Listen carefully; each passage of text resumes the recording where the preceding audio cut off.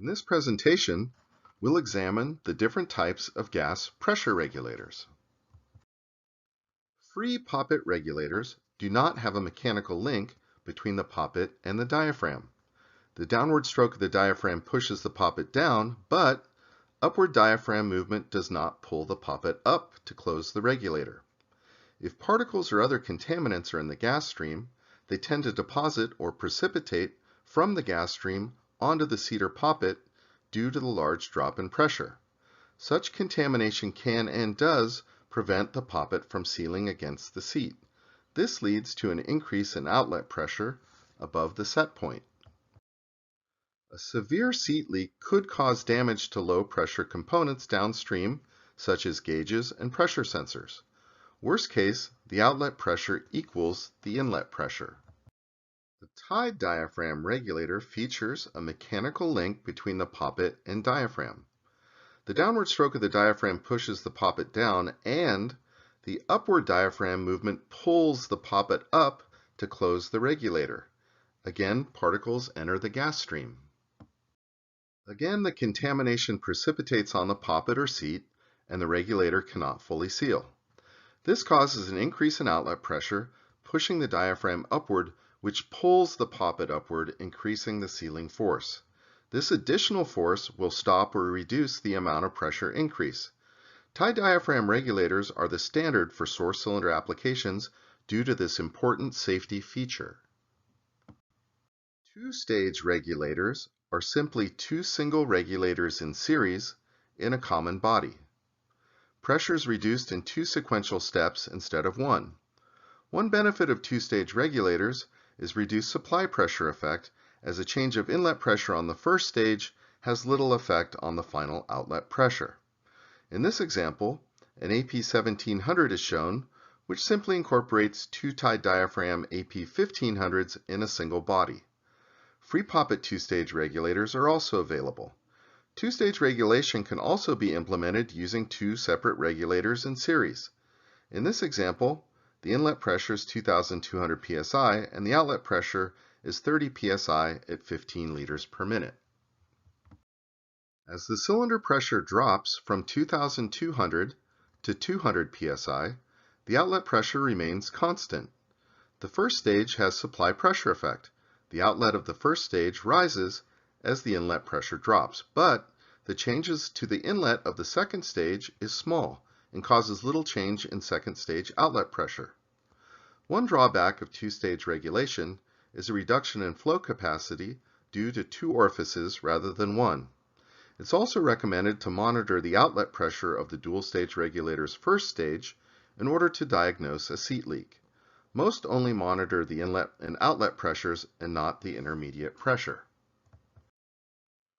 Ultra-high purity applications utilize two-stage regulation using two regulators in series, one in the gas cabinet and at least one in the valve manifold box or in the process tool. This provides two-stage regulation and greatly reduces supply pressure effect. Few ultra-high purity applications use a dual-stage regulator as the source. Diborane gas is one example. Go to APTech's website for more information, including product note number 409, which describes two-stage regulation for semiconductor manufacturing applications. Absolute pressure regulators are designed to deliver gas at subatmospheric outlet pressures. These regulators are used in applications with positive pressure upstream and vacuum pressure downstream. Absolute pressure regulators can be tied-diaphragm or free-poppet. Some work well at positive outlet pressures and some do not. A key feature of subatmospheric regulators is the bias spring. It can push or pull the diaphragm to allow vacuum to be controlled on the outlet side and enables the diaphragm from being pulled down by vacuum and opening the regulator. In this example, the bias spring is located around the range spring. It is under compression and pulling on the diaphragm to bias the regulator from opening with vacuum. The springless type regulator does not have a poppet spring. All springless regulators are of the tied-diaphragm type design. Springless regulators are normally more expensive to manufacture than poppet spring regulators. Mini-regulators are most commonly 1 1/8 inch footprint. The small size and diaphragm limit flow capacity. Their typical application is pressure regulation inside process tools where small size is needed. They are typically more expensive than larger regulators and have less flow capacity and lower inlet pressure rating. Mini-regulators are most commonly used in substrate gas systems, commonly called IGS or integrated gas systems. The valves, mass flow controllers, and sensors, along with gas regulator components, are surface mount and tightly spaced. Benefits of this approach are space savings and ease and speed of component replacement. Nearly all substrate gas systems used in semiconductor manufacturing are either W-seal or C-seal platforms, 1 1/8 or 1 1/2 inch for higher flows. The regulator is upstream of the mass flow controller and will cycle flow or open and close millions of times during the life of the component. There are several types of sensing elements used in gas regulators. The sensing element senses changes in the force balance of the regulator. Diaphragms are inexpensive, generate fewer particles, and have very good durability. Ultra-high purity versions have metal-to-metal seals to atmosphere, but have less stroke compared to other options. Bellows are much more expensive, have more stroke or travel, have metal-to-metal seals, but have much larger surface area compared to a diaphragm. Pistons have greater stroke, are less expensive, and can handle higher pressures. For example, the APTEC KT10 is used up to pressures of 10,000 psi. But pistons have dynamic O-ring seals to atmosphere, which generate particles and don't have the leak integrity of metal-to-metal seals. Many non-ultra-high purity regulators are self-relieving or venting. Non-relieving or non-venting regulators don't vent pressure to atmosphere and require flow to adjust to a lower pressure set point.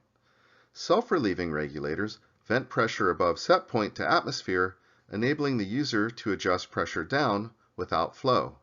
It will also vent pressure from an across-the-seat leak. The relieving valve mechanism is in the sensing element. Ultra-high purity regulators are all non-relieving to prevent dangerous gases from escaping to atmosphere. High-pressure regulators above 4,000 psi and many clean-dry air regulators are self-relieving.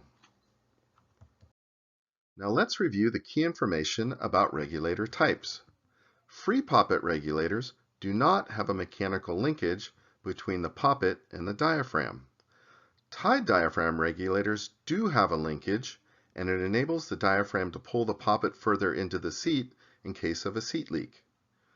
Two-stage regulation reduces pressure in 2 stages, reducing supply pressure effect.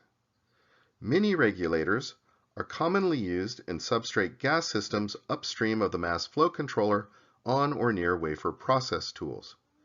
Non-relieving regulators do not vent to atmosphere. This is required for ultra-high purity applications. The primary sensing elements of gas regulators are diaphragms, bellows, and pistons, each with advantages and disadvantages.